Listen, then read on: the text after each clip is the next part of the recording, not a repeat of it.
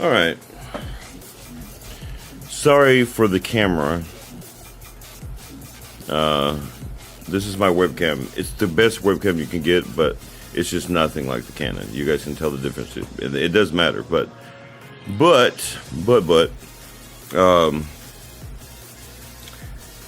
and I'm not going to have any words on here today because I don't have it set up because the wire is frayed. I keep, like the wire that hooks up to the computer is frayed, and so I had to replace the wire.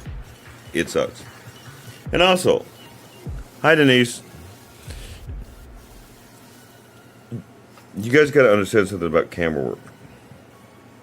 There's a difference between looking at my camera here and looking at there. And you say, well, what's the difference? The way you sit. See how you can see my mic now? There's just things I just don't like. I can't stand this view. Okay? I only use this view in the very little corner if I'm either going to show you guys something on my computer or I use it to record what I do every day. So I don't like using this camera, but it's what it is. It sucks. Oh, and my 4K TV broke. Yeah, my 4K TV broke. I was so sick on Friday and Saturday. Yeah, I can't even begin to tell you how sick I was. And I tried to lift my TV so that I could plug in my Xbox to try to distract myself. And all it did was fall over. It's broken. So I have to use the other one. No, this is a good one. This was the one I was using before for gaming and stuff. It's a great TV. It's not a 4K TV. It's just not the same. Oh well. What do I do? I can't replace it right now. That's what I was saying. When I break stuff, and that's why I have to be very careful with my equipment because I can't just replace it, right?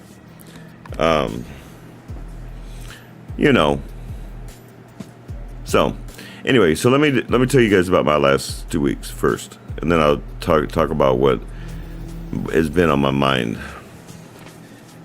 I've been really sick. Like, I know that I had a nasal infection. I definitely had an eye infection. An eye infection so bad that when I would try to open my eyes, my eyelids were shut. There was no way I was getting on camera. All right? One, because that's gross. Two, because I was weak, really weak. And I was having, on top of it, my neuropathy was acting up really bad. When the weather changes like this,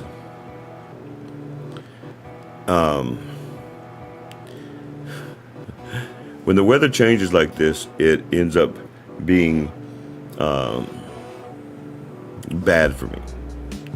But it's bad for Sophia too. But I guess I should at least introduce myself, I suppose. There's not going to be any words this time, but my name is Daryl Phillips, owner of New Apologetic Gaming. What we do here is listening to talk. But today I'm going to tell you guys why I haven't been on. I don't want you guys to ever think it's because I don't want to. If I ever don't get on like that, you can know immediately something's wrong. Because it weighs on my mind when I don't.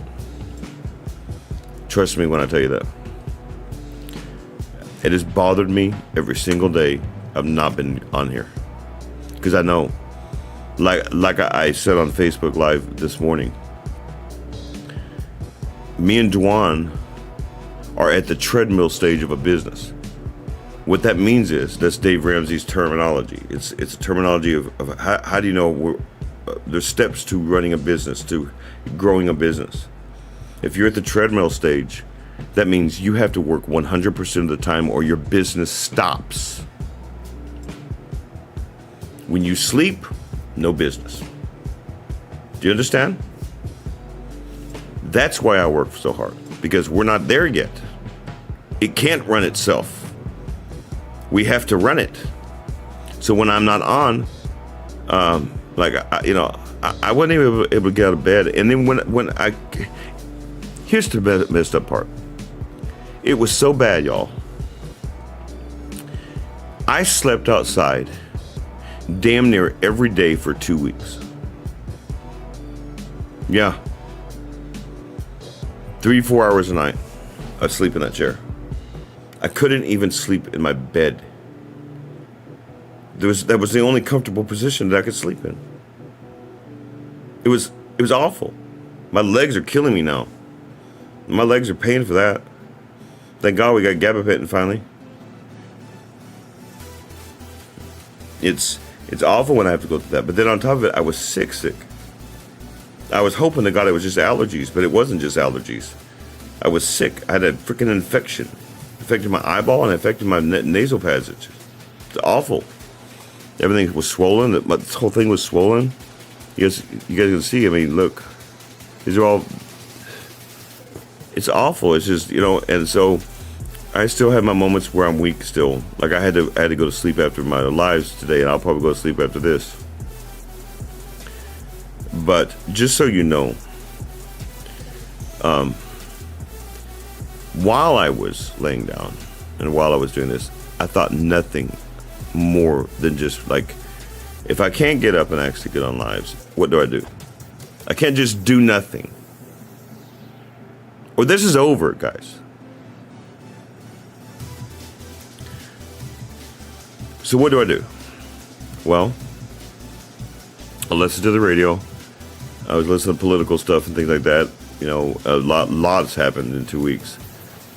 And we're getting closer to the election. Trump had an attempted assassination again. They want that man dead.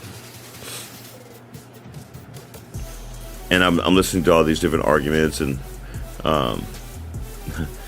Trump was on Gutfield last night. It was funny as hell. It was great. People don't realize how funny Donald Trump really is. He's a funny guy, dude. He's a kind man. They got such a bad impression of him. He did a rally before he went on Gutfield in New York. And since he was in New York, he went on Gutfield. And before the rally, I was just watching this, that there's this kid. He's a little kid, and he's a special needs kid. And I think he has autism or something, spectrum maybe. And he's not able to verbally communicate, but he's a big Donald Trump fan. And he was backstage, and Donald Trump was just talking to him, and you can see he's not what you guys think he is.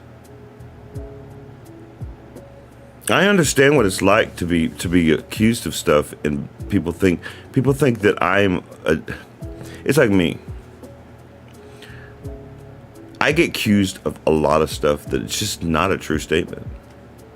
But it's usually by people that have never met me.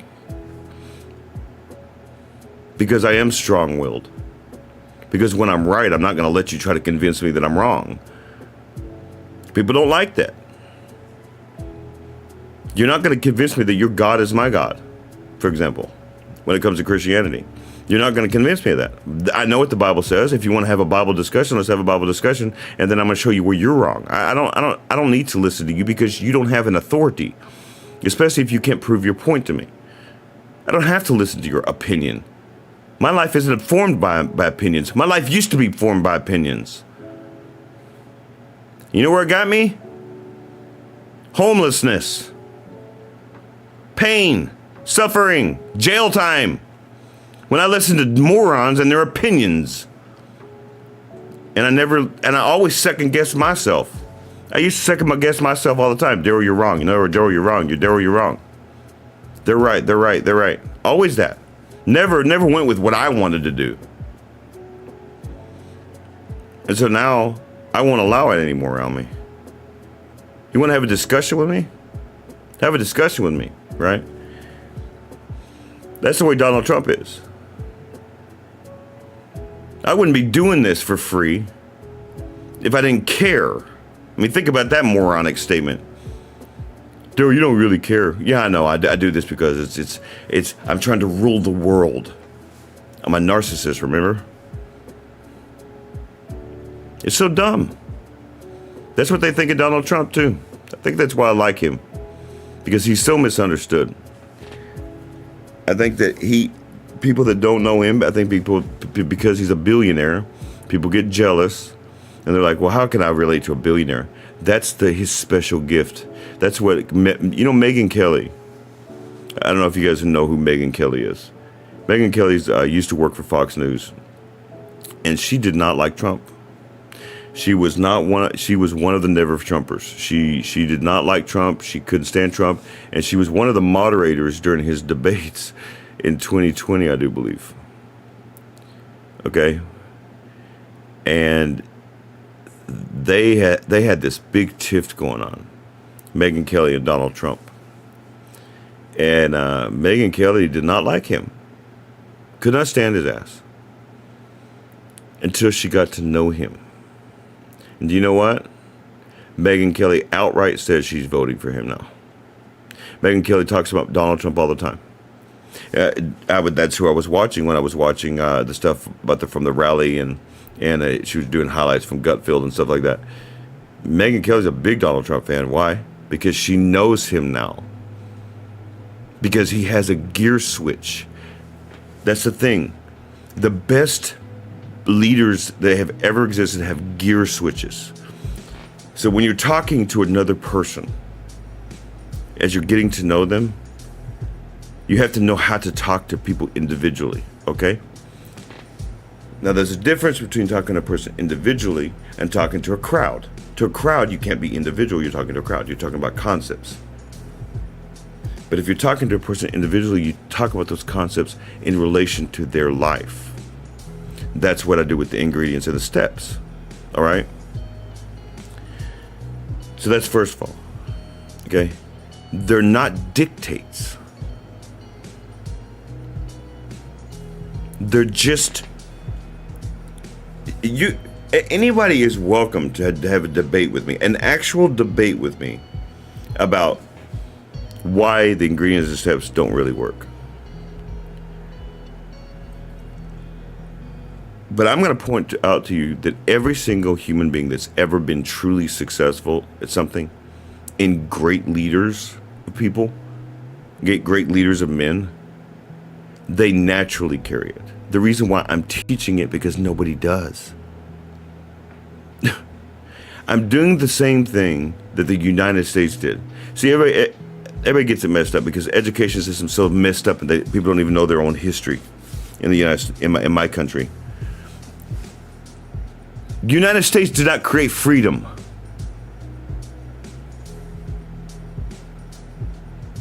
The Bill of Rights. Think about the words. Things that are self-evident. In other words, these things we already know. We were the first government to ever state them as a rule of law. We know we're born free. From the moment we're born free. It's other people who enslave us. Or we enslave ourselves. Babies are not born enslaved. They're not even slave babies that was born in slavery.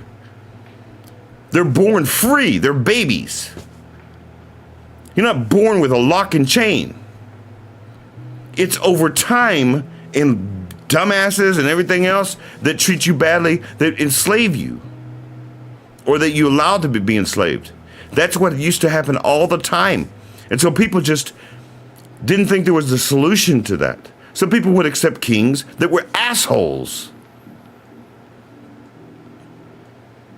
Well, it's just, the king's an asshole, but whatever, just pay your taxes. And Christians had a deep belief. It was not easy to hammer out the Bill of Rights or the Constitution. And it sure as hell wasn't easy to go to war with Britain. Boy, you have no idea what they had to go through. That was a really hot summer, the year that the Declaration of Independence happened. No air conditioner and everything. It was really hot up there. They had met and they were sweating and it was awful. arguing about stuff. Virginia saying that we will never go to war. We will never agree to this, blah, blah, blah, blah. And all the states, they would argue with each other for months and years about this. Because to some people, the Quakers specifically, in Pennsylvania, Benjamin Franklin was a Quaker. Benjamin Franklin was more of a liberal Quaker, though. He broke off from the rest of his people. And he decided, he knew that liberty was the only way. He knew this was going to be the only way. But the rest of his people, the Quakers in Pennsylvania, they did not agree with war with Britain at all, ever. It was against their religion. It was a sin in the Bible to them. That's something they had to overcome.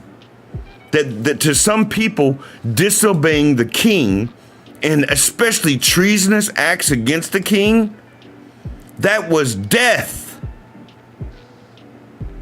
Not just death physically, but hellfire. So no, they didn't, religiously, they had a problem hammering that out. And then even when the Haitians, they discovered Haitians going up the Potomac and the Delaware River, and the reports that the Haitians were, because the war had really technically already started in Massachusetts with the Boston, Concord and Lexington, and the siege of Boston. It had already really started, but the rest of the states didn't want to join them.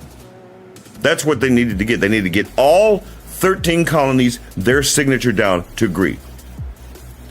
But that was not an easy thing, because some of those people thought they were going to hell for it. They really did. So how do you overcome that? Well, what they did with them is they said, I understand that you can't sit out. It's not that they agreed with what Britain was doing to them. It's that they didn't believe that there was ever going to be a solution. Treason was never a solution. It was disobedience to God. Well, what they convinced them to do was they convinced them to, how do I say it? Leave Benjamin Franklin there and take a leave of absence. So Benjamin Franklin signed for them. That's how they got that done. And New York wasn't going to join unless Virginia joined. And Virginia was very much against it because Virginia had a lot of money on that line here. Virginia was, the South was rich as hell.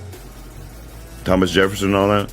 Even though Thomas Jefferson was they didn't want, they kept writing letters to the king. They kept doing it the right way for the rights of Englishmen. Now think on that. Not for the rights of American citizens or United States citizens. They just wanted to be treated like Englishmen. That's what that was about. They didn't want to treat them like that. They treat them like less thans. You're a colonist. You're not a part of Britain. But we do want your money for the French war. And if you don't give it to us, oh, by the way, we think you're a danger, so we're going to take your guns away. That's what Lexington and Concord was about. It was about the guns. Massachusetts had become a place that was very dangerous for British soldiers. They had become very rebellious, Massachusetts did. And it started there. John Adams and the Adams family, Samuel Adams and the Sons of Liberty. They were doing some pretty bad stuff too at first. Not good stuff. I don't approve of what they did. The Sons of Liberty were trying to do it the wrong way.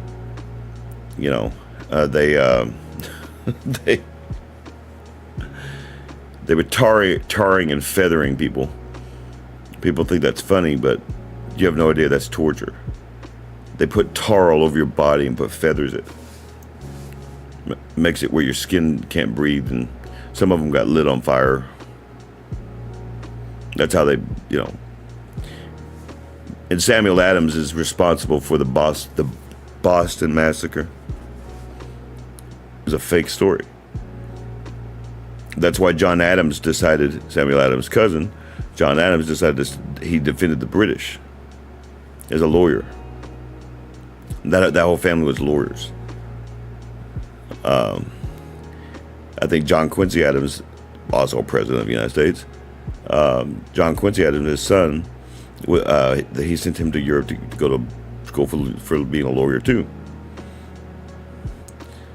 But John Adams defended the British and told them and they knew John Adams sided with. It's not John Adams agreed with everything that they agreed with. In other words, that the British were abusing their power. They were treating them like slaves, like less thans. Well, John Adams won the case. They were all acquitted based upon something that they knew was wrong. They attacked him, okay? They attacked him, and he used the castle rule. We have castle laws now in the United States and many states where you have the right to defend yourself no matter where you're at. Like if I'm out in a public and you come up with a gun, I have the right to kill you. Yeah. That's called a castle law. I'm not going to go to jail for that. Well, that is an old law. And he used that particular argument to defend the British, saying that you guys know better than this. Like, you guys are complaining about them abusing power, but you are attacking them. What would you have them do? You're throwing rocks at them, snowballs with rocks in them. You're throwing bats, rope bats, they do ship ropes. You're throwing rope bats at them. You're harming them. You're hitting them. You're trying to hurt them. What do you want them to do? They've asked you nicely to please leave the area. And that was his argument. And he won the case. The reason why he got pissed off enough to join Samuel Adams, but on his terms, of course, is because the British looked at the situation and said, well, we don't think they had a fair trial, so we're going to retry him here. Basically saying that John Adams did, even though he won the case for him. John Adams was a very proud man, let's just say it that way. He was very proud. He was proud of his education. He was a little arrogant, very smart, and he loved to show people how smart he was. So that really was a show up and a disrespectful thing to him, because he salvaged it. He lost his career because of what he did. Because he defended the British, he never got a case again in the United States until after the war. That people were so mad at him for that he got disbarred basically in Massachusetts. So he sacrificed his own career for that, and then the British tell him, "Oh, well, fuck you." So he goes, "Oh, fuck you, huh? No, fuck you." But he told Samuel Adams the one day they were outside of his ship.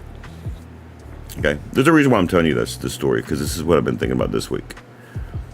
Because I know people are angry right now, and I don't want you to go to this route. There is a way we can win this. Not this way though. Samuel Adams and John Adams are standing outside of a ship, and that ship they had blocked British tea from coming in. And some of you guys don't understand why, like, the Boston Tea Party was such a rebellious act. For you guys, it's just tea. It doesn't make any sense to you. To the British, that was their empire. That was their money. It would be no different than the Israelis attacking Hezbollah the way they did. They targeted these ships, and they dumped this tea into the ocean, saying, "We don't want nothing you have." That's money they lost. It's not tea. It was a sign that they were sick of it. That was also Samuel Adams, by the way.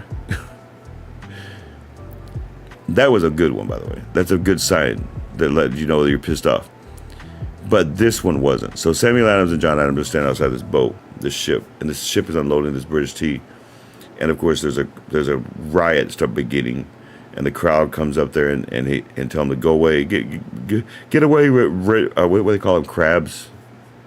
Call them crabs. Get your crab ass away. Anyway, And he was just following orders. He was doing his job. They took this captain. They tarred and feathered him right in front of John Adams and Samuel Adams. And John Adams looks in horror at Samuel and said, "Is this what you want, Samuel? Is this what you want? You want this? This is what you side with?" He said, "This is anarchy. We have to have law." And so Samuel Adams pulled back his thought process, and Samuel Adams became the great Samuel Adams after that. It was John Adams who helped him with that. Because Samuel Adams was going to the anger route and using the anger and they were all bad, okay? Just like we are now with the high prices and stuff. But like a guy today in Alaska, for example, got caught by the FBI for sending an 87-year-old man, by the way, not some young person. An 87-year-old man got caught sending death threats to 5 judges. He will die in prison. This is not it, guys.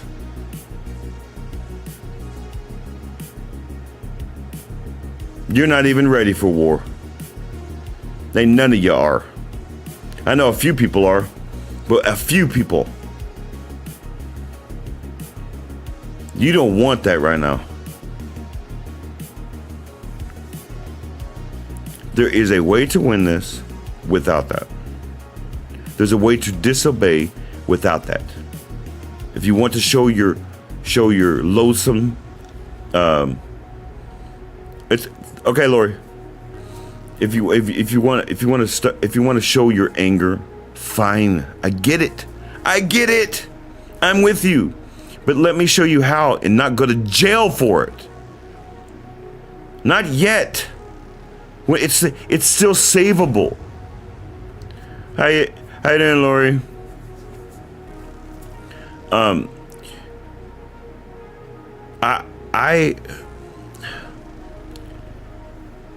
I get angry too. Really angry. Really angry. I know tactics of war. Ain't none of you guys ready for that. When you stop getting on Netflix and dealing with your life like that, then I'll know you're ready. Hey, Tanya. If you're not even paying attention to what's going on, what are you angry about? What, because your wallet has less money in it? Get over yourself. That's not enough. You lack understanding on what. I love people that want to say, well, the founding fathers, they fought over taxes and things like that. After writing letter after letter after letter after letter after letter for years. And they declared war on no one. It was the Brits who declared war on them. Okay? Sent the letter to the Congress, to the Continental Congress, and said, every one of you is going to be hung. And that's where the famous saying from Benjamin Franklin comes from, where he says, well, guys, we better hang together or we most assuredly will hang separately. They had no choice by that point. I do think that's coming. But let them do it. Just be aware. Don't you start it. I hear a lot of stuff, man. Don't threaten people.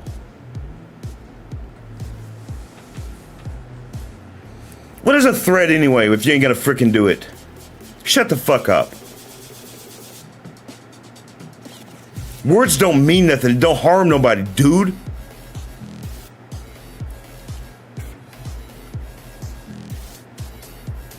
There is a way we can win. And that's what that's why I'm trying to educate you guys. And that's what I've been listening to for 2 weeks. I had to do something. I just couldn't lay in bed and do nothing. So the only thing I could do is just listen and educate myself.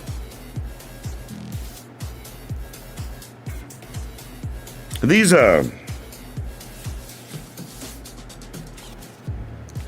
you understand that half the country does not want what you want, right? The half the country wants what Kamala Harris has.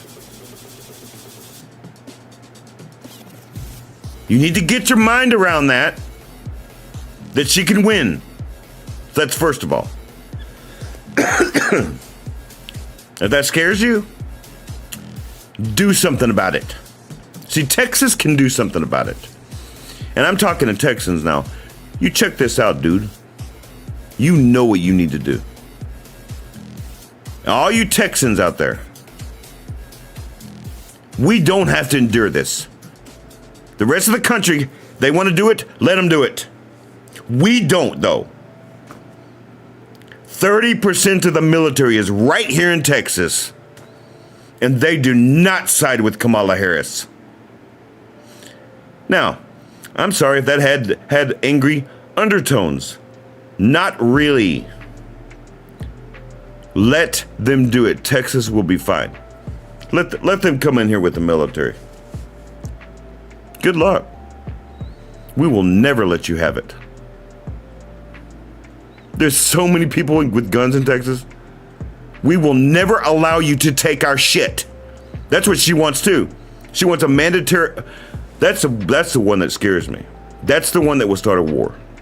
More than any other subject that you can imagine. I don't necessarily agree with why, but she's talking about, she wants a mandatory gun buyback. Mandatory. Means if you don't sell your gun, you're illegal having one. How many Texans do you think are even going to obey that? What's going to end up happening, and I'm going to be a prophet right now. Okay? You watch. Watch and listen to everything you can, and watch and see if I'm right. If Donald Trump does not win, if he does not win this presidency, this is what's going to happen. She's going to try that bullshit. We will not obey here. We never do.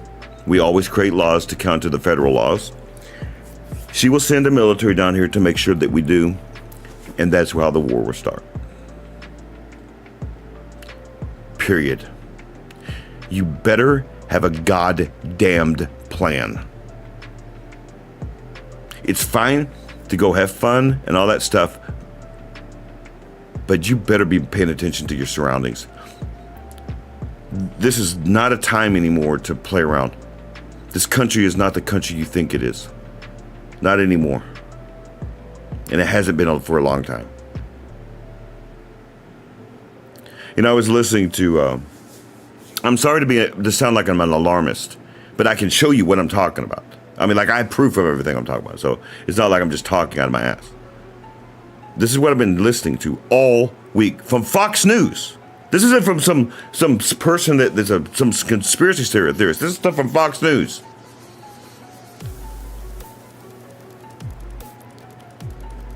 Conservatives have a right to be scared about this. And I'll tell you another thing. You Christians, get off of your ass and vote.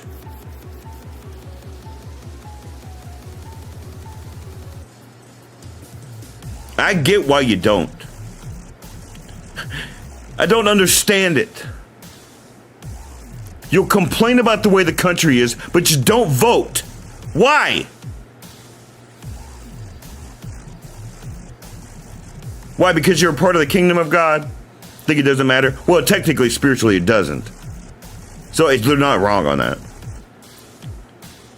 Do you want to live in peace, or do you want to live being scared of your religion? Do you want to go do like the Romans did? You know, when the church first was founded in 30 AD, after Jesus, 50 days after Jesus went up into heaven, or excuse me, rose from the dead, on the day of Pentecost, when the church started,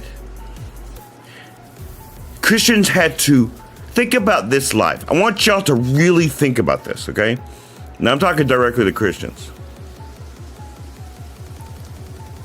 They had to worship their God where they died. They had to hide in their own catacombs to have a worship service. That's persecution. You're not persecuted.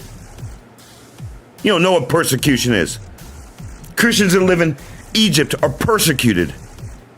Christians that live in Pakistan are persecuted. If you live in the United States and you're a Christian, you ain't persecuted. Stop acting like you are. Get off the couch and vote. And stop with the crap with, I can't vote for Trump. He ties a potty mouth. I can't vote for Trump. He has this. Stop it. Stop being self-righteous. Think about the bigger picture. Because you do not want her in office. Because I'll tell you something. I think she hates God. I think she hates people. I don't know why she is even running for president, except I think that she's not really running for president. I think that former President Obama controls everything of her campaign. I think that this is his tech, even though he's not president of the United States because there can't be a third term for him. I think he's decided that he's going to be king behind the scenes. So I think Kamala Harris doesn't know anything. I think she is the dumbest fucking person I've ever seen. And it makes me angry that people go, wow, she's refreshing. Oh, wow, really? You must have a bunch of dumb motherfuckers around you because she don't impress me. That woman's dumb. I hate saying that word, man. Listen to her speak. She's a robot, man. She can't. They're so afraid to put her in public without a line to say because she's so stupid she doesn't know how to react. I'm not joking. What is it? Politico was just talking about how their plan for Kamala Harris is to keep her the fuck away from the media. Why is that, guys? Why, if you're running for president of the United States, why would you stay away from the press? So they can't see you. It's Michelle Obama and former President Obama that are controlling the situation behind the scenes. We know it. I don't think she has a belief system. I don't think she believes in anything. I think she's one of those. You know what makes me sad? And I hope this isn't true, but at the end of the Roman Empire, there were these puppet emperors. Like really, they were emperors of Rome, but sometimes they had children ruling. In fact, I think Emperor Romulus, the very last emperor of Rome, Roman emperor anyway, the last Italian Roman emperor, I think he was 16, 12, 13, I don't know. He wasn't making a decision. Puppet emperors. The barbarians were already in control. They just hadn't taken Rome yet. There's a lot of people who, the classical date for the fall of Rome is 475 AD. However, there's some people say that when Attila the Hun attacked, and he actually was effective until Rome poisoned him, they killed him, assassinated him. But that's the only way they could kill him because he was better battle than them. And he was the first barbarian to ever bring siege equipment. So he could actually get through their walls. The only wall he couldn't get through was Constantinople. Okay? Attila started it.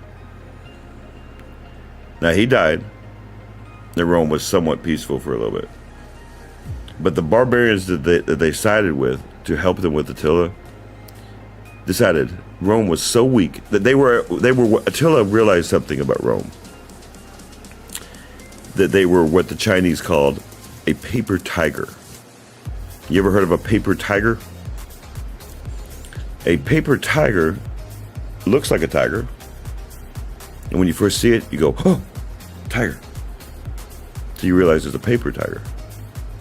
There's no effectiveness, no claws. But just by the reputation of it being a tiger, it's scary. It's not really a tiger, it's paper. That's a paper tiger. I think the United States has become a paper tiger. I'm going to be honest. I'm just starting to get proof of that. And I really don't want it to be true. And I wish Texas would just leave before it all gets bad, because there are so many countries that want us dead. And it would be so easy to invade us now. We think we're so safe because of our missiles, and no one's going to beat the military. Yeah, bullshit. Everybody said that about Sparta. I wonder if the Roman emperors ever thought they'd fall. Immediately, as soon as Odoacer, the barbarian that took Rome, as soon as he took Rome and claimed himself Emperor of Rome, the leader of king, whatever the fuck it was, all of the legions of Rome swore loyalty to Odoacer. That's how loyal they were to their own country. I think we're there. I'm afraid. I really am. I think that there's parts of this country right now that are unlivable because of what's going on. I would never even visit California now. I had thought about, I will never get to see a sequoia tree now. I've heard that it's too much now. It's not just the cities anymore. It's awful. It's like when I went to Denver and I'm stepping over homeless people with no one when we're waiting to come home. These places like this, Minneapolis, same way.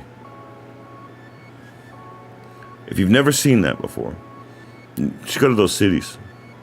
It's quite fascinating to watch the depravity that happens and nobody gives a flying fuck. And they don't give a flying fuck anymore because nobody cares about them. And so they hate the rich. So they'll hate Trump because they're convinced, because they've been manipulated by people, even though it's their fault that they're in that situation. It's slavery. That's why they didn't want. That's why they did that when they were agreeing to the Bill of Rights.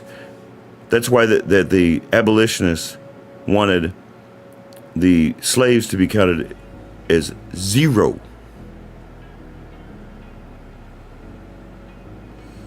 And it was the South who wanted them to be counted as one. Everybody has made it a human rights thing, a human thing. Like the founding fathers only saw the black people as 3/4 of a human. No, it had nothing to do with that. It had to do with the vote.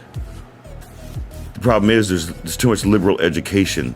That's what they want you to believe. That's not what happened. It doesn't make any sense otherwise. Why would the abolitionists want the slaves to be counted as zero then? Makes no sense. The abolitionists, that's what their religious belief was freeing the slaves. In fact, the first Bill of Rights had slavery in it. But it was rejected because the South said, if you put that in there, you can give up this shit. So they came up with a little slick tactic in which they made it where it was impossible to go away. They knew they couldn't address it then. South wasn't trying to hear nothing about it. South thought black people were property, and so they weren't trying to hear nothing about it. And so they came up with a beautiful. I'm surprised progressives don't appreciate this, but whatever. They came up with a pretty progressive, slick, nasty little tactic. They said, fine, you don't want zero. How about 3/4? Well, how can someone be a 3/4 of a vote? That's why they did it. So the question would never go away. But they also knew civil war was coming. In fact, when John Adams and towards the end of their life, John Adams, you want to hear something funny? John Adams and Thomas Jefferson, that they had a little tiff because they were politically opposites. Thomas Jefferson believed that Thomas Jefferson was pretty out there with freedom. he believed that we should have a revolution every 25 years. That's not right to make even our children believe what we want to believe. That's what he believed. And John Adams believed in the law. In fact, he didn't know what to call the president. He didn't know if you should call him Sire, Your Majesty, whatever. So it just became Mr. President or whatever, Commander-in-Chief. George Washington's like, just call me Commander-in-Chief, dude. I'm not Sire. When they were trying to find out how to call him diplomatically. So John Adams was he would be closer to a Democrat. He believed in more centralized government, but not like this. Thomas Jefferson believed that we shouldn't have any thing. But it was Thomas Jefferson who signed off on the Constitution of the United States because he realized what it was. It was originally supposed to be for one reason. It was supposed to be the states that decided the decisions on things like abortion and crap. That's why Donald Trump says that.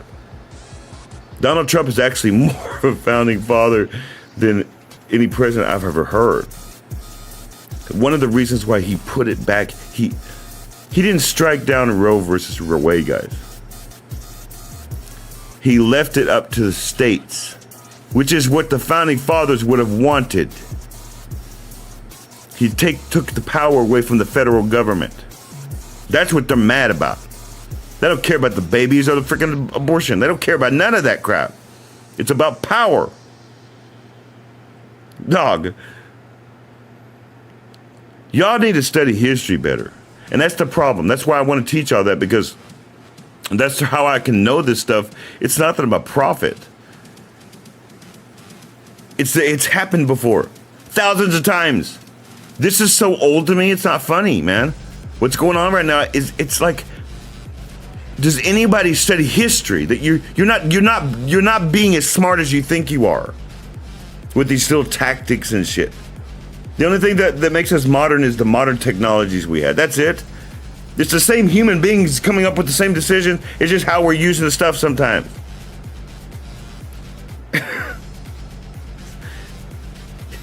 If human beings can create it, it can be destroyed by human beings. Don't be mistaken. This country is not invincible. It's not. We used to have divine providence. I believe that. That's why the city of Providence, Rhode Island was named. We used to have divine providence. We are the only country ever in history to never have a famine. Never. In the history of our country, we have never had a famine. Every other place in the world has had at least one famine. And a famine is not a drought. A famine is something much worse. There are terrible things that happen during a famine. People sell their babies and people eat their children. Starvation is real. Remember, I don't know maybe some of you guys don't read the Bible, but in the Bible, Ahab, while Elijah was saved from God, from the famine, but he sent that famine. But eventually it came to Elijah too. But that one day Ahab, an evil bastard, by the way, but he knew the Bible. He knew Hebrew because he was a Jew. He just was with Jezebel, who was a Baal priestess. She was a evil witch woman. Okay, she was an awful person.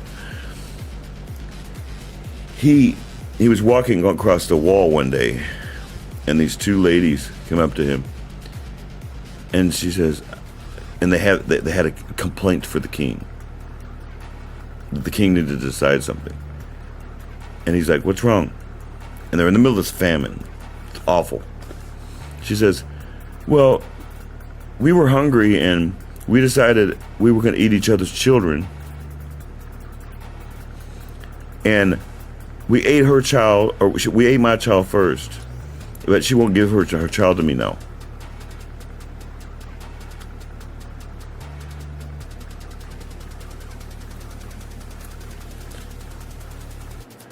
Thing is, Denise, I'll get to your comment in a second, Denise. Let me finish this. So you know, that happened, and if you read, it's in the Bible. It's awful, and even Ahab was so upset by this thing. that these women were fighting over eating their children. He rent his his shirt, his cloth. That was a Jewish way back then to show anger and upset. And instead of repenting, he blamed Elijah. That's Democrat. That's a Democrat. That's a liberal right there. They don't look at the things the same way as you do, and you're not going to convince them. Hate's in their heart. They don't have love in their heart, not real love. Their love is about power and control. They think that love is you do what I say you do, and everything will be fine. And if you reject it, I'll leave you in the dirt. That's love to them.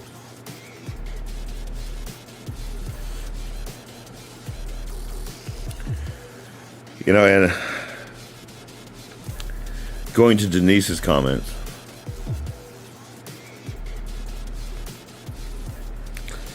if I'm going to be absolutely honest with you, Denise, and anybody else who's watching this, at least not people very much,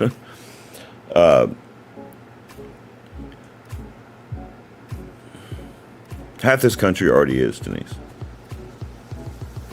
It's too late. It's too late. I think that even if Trump wins, I think that eventually they're going to get what they want. And I need my home to leave this country now. Let them have what they want.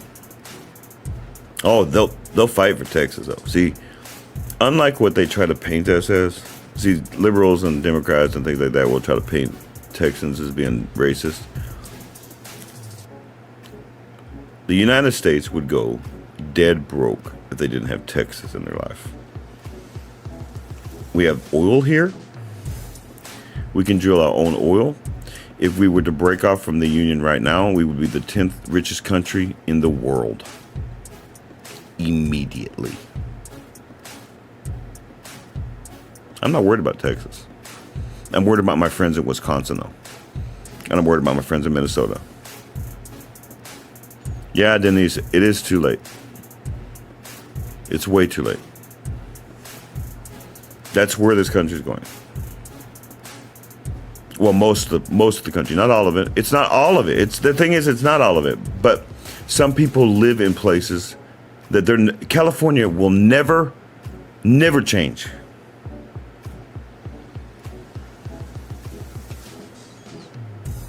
California is communist, okay? They don't like that word. There is no Democratic Party. There's a reason. Listen to me. This is the thing y'all got to get used to. This is what liberals do all the time. They like to change wording. They like to redefine things because they don't like to be looked at negatively. So, for example, the first time they did this to us was the word liberal. Did you know that Thomas Jefferson was a liberal?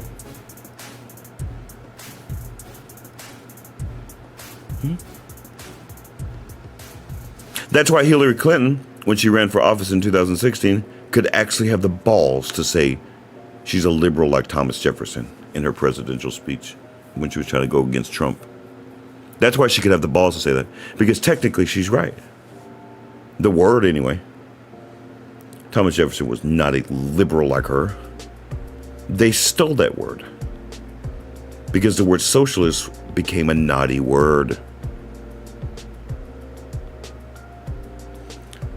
Socialism has been in this country since the 1800s.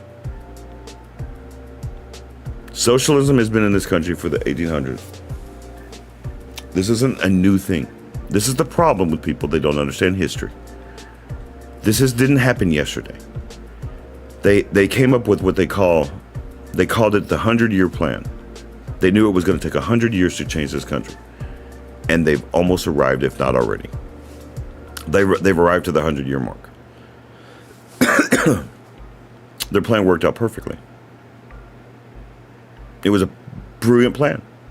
And all the while, we work the jobs, we do these things, We get on Netflix. We have our little lives. We want to go on our little vacations. We never pay attention to anything. And our country turns into communist overnight. And that's what it looks like to people. How did this country get like this? And all of a sudden people go, they wake up in their eyes. It's like that. It's like waking up out of a dream and you go, oh my God, my life sucks. Yeah. It sucks opening your eyes to realize the truth that your country is dying. But what's your favorite show? I don't give a fuck what your favorite show is. No offense. Not anymore. I have other things to worry about. This country has had socialism in its life since the 1800s. Teddy Roosevelt tried to run for a third office. He tried to run he lost, but he was the first president to ever try to run for a third term. And he ran as a part of the Bull Moose Party. The Bull Moose Party was a socialist party. He fell in line with, he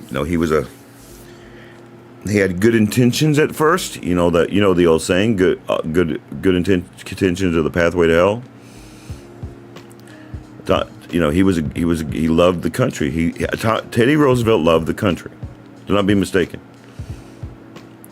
But he loved conservation, so he created the ideas of the state parks and stuff. His friend, who was also a United States citizen, who we barely know anything about him anymore because we don't teach about this man in school anymore.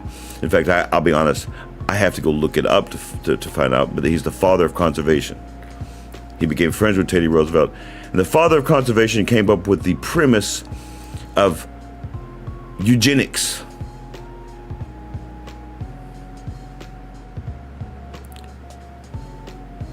So a man who started out that loved the world, the guy, the father of the guy created the Bronx Zoo. They were good men. They just fell into bad philosophies and became obsessed with it. And he became obsessed with the concept of you can breed people perfect humans. That's why when the Nazis went to trial after World War II, part of their defense was, it's your fault that we had this anyway. That guy's book, he wrote a book about it. We don't even know about it. You guys don't even know what the fuck I'm talking about right now. Because you weren't educated well. The father of conservation helped Nazis 50 years later.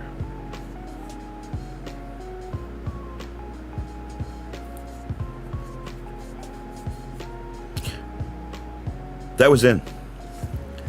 Socialism and fascism became real popular in the 1920s and 30s.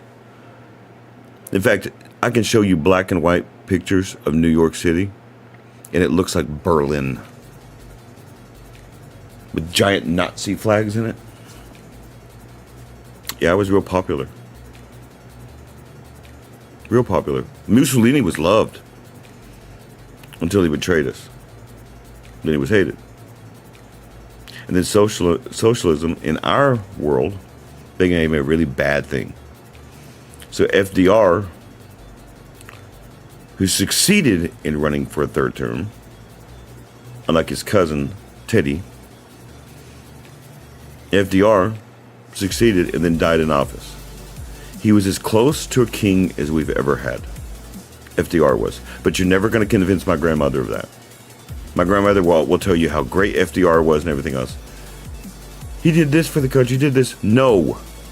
What he did was enslave the country in a time of war when we were fighting Japanese and Germans and Italians. He used war, the fog of war, to change everything about this country. That's when SSI was created all these public works, all these federal jobs. That's when all it started.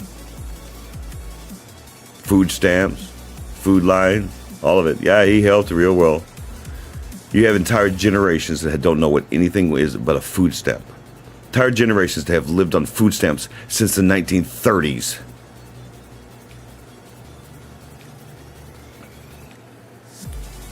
They've never not lived on it. Grandmama did it. Mama did it. They don't know how to work for themselves. They need the handout. That was long before we were ever born, y'all. So no, this isn't new. You're just waking up.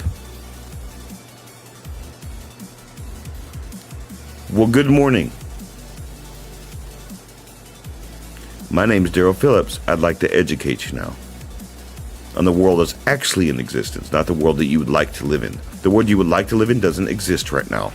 You have to make it. That's all I'm trying to do. Do you think these videos just go up here?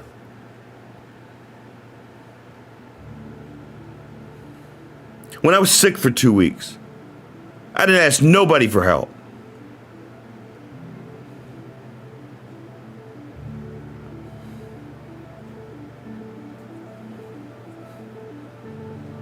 Self-reliance is not a joke, dude. If you cannot do things yourself, you are going to get enslaved. And you won't even know it's happening. There are people so good at doing that. It's what they do. They'll convince you how mean Daryl is. Oh, Daryl's gonna make you work. For yourself, yeah. For yourself, not for me. For yourself. There is no greater glory than watching something you do and hearing thank you.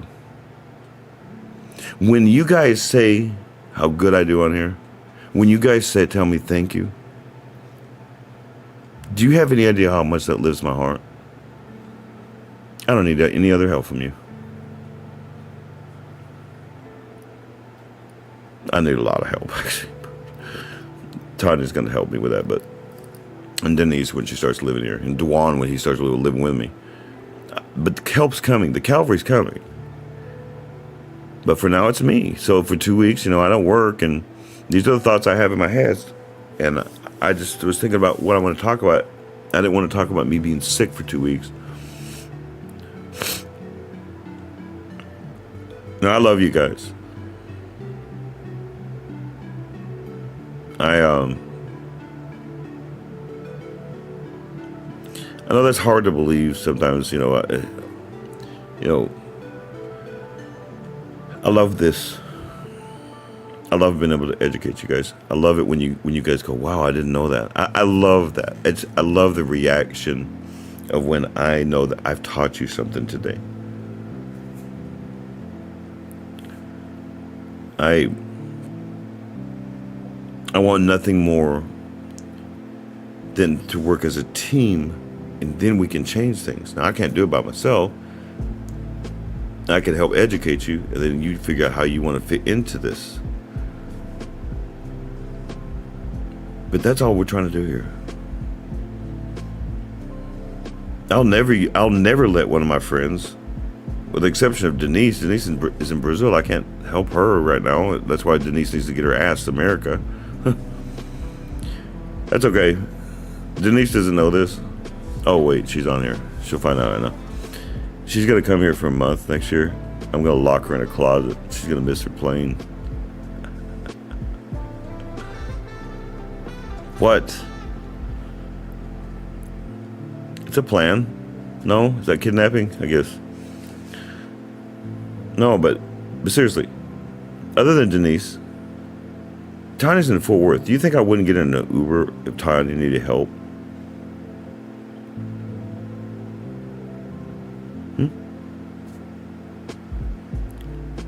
Dwan lives in South Dallas. You think I wouldn't get in an Uber, go to South Dallas, even if it was in the middle of the night to help my friend? None of you are alone. None of you. Even the ones that I know are a long ways away from me, like what's her name? She lives near Glen Rose or whatever. Denise. I'm just kidding. Hold on. I'm just kidding. I'm just kidding.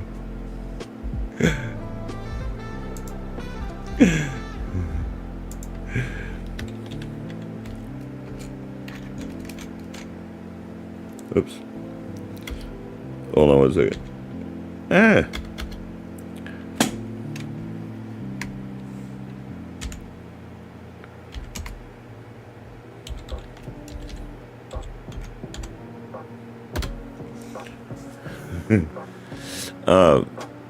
But seriously,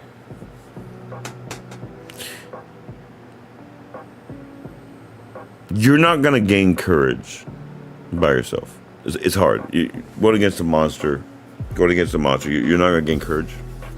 And sometimes the monster is inside yourself. You have to fight that monster first. That's why I say start with yourself. I had to fight a monster to get where I'm at. Me. I had to fight my bad decision making. I had to fight my bipolar disorder. And yeah, and Lori's just across the hall.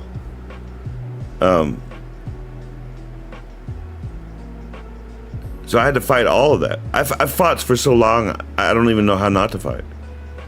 I'm not going to be controlled by my bipolar disorder. I don't care. So if I can control that, which I am,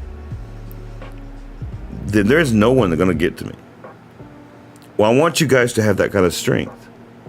I can't force you to do that, though. So that's why I get on here. I don't feel the greatest right now. I'm probably going to go to bed after this.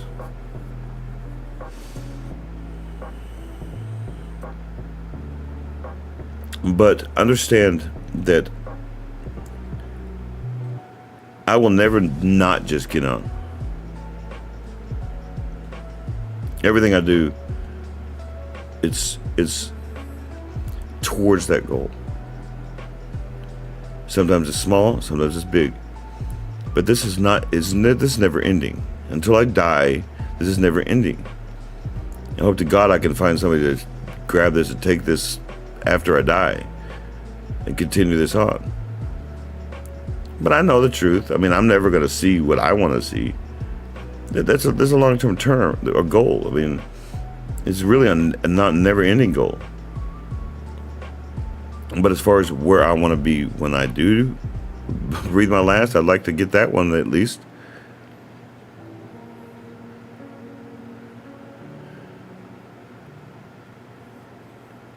And I know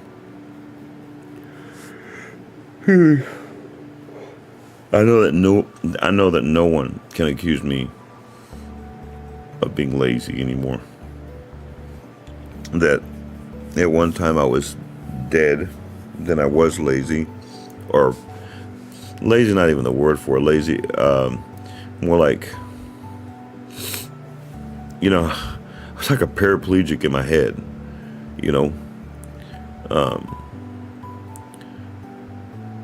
and I would freeze when I would have to make decisions. Well, I don't anymore. I practice everything I do. I will still listen to the radio, and I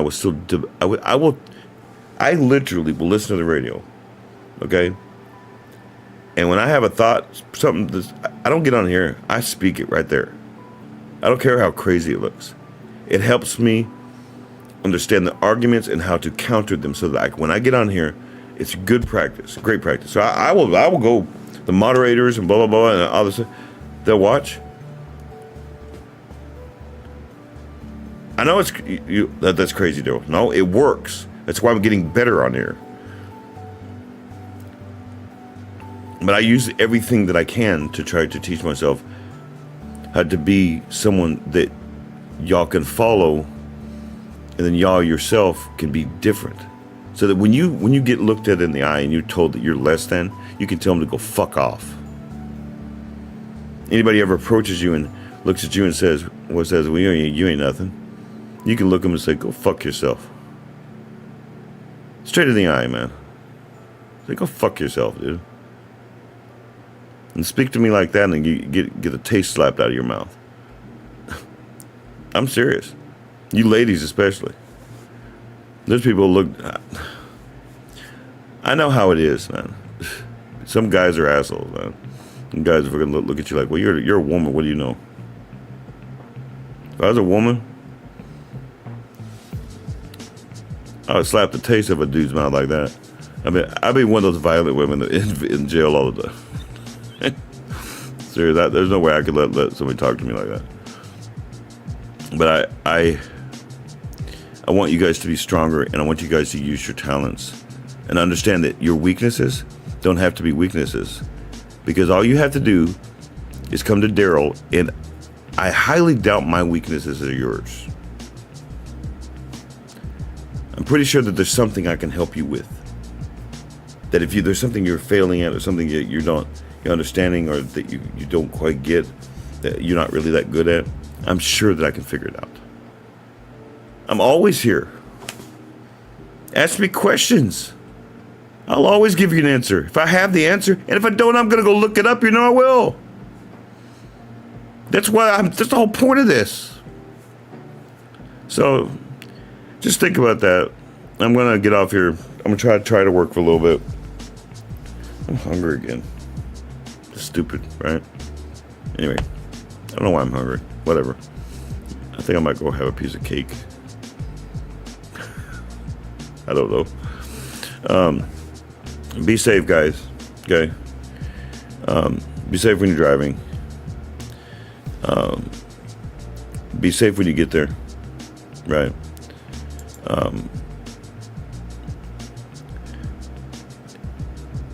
You never know what happens. Watch everything. Okay. Whether it be good or positive, or good or bad, excuse me. You never know what you may learn. And yes, you can learn from the negative too. And you can learn to stay away from the negative. You figure out what is negative. Some people don't even know what negative is. Be understanding of one another. Not just from your perspective, but from theirs. You have to do it that way. You're never going to truly understand somebody if you're not trying to put yourself in their shoes. How would you think? What would you think about that? How would you deal with that? To understand because what is hard to one person isn't necessarily hard to another person, so it's hard to explain that to somebody, right?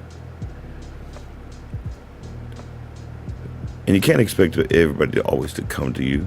You have to start walking towards them. That's not fair, man. What if they don't know how to get up? I didn't. I had to be picked up like a puppy. Oh, look at the little Daryl.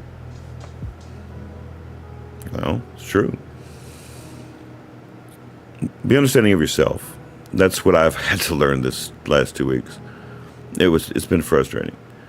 That I know I've been sick, and I know that I couldn't get on, and it was very frustrating, and it's very hard for me to tell you guys I'm not going to be on tonight, and it's something I've had to deal with because I had to heal, I had to rest.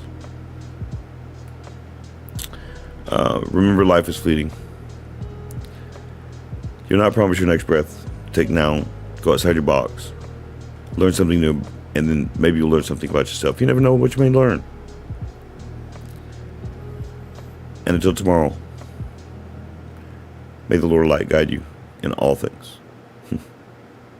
Goodbye.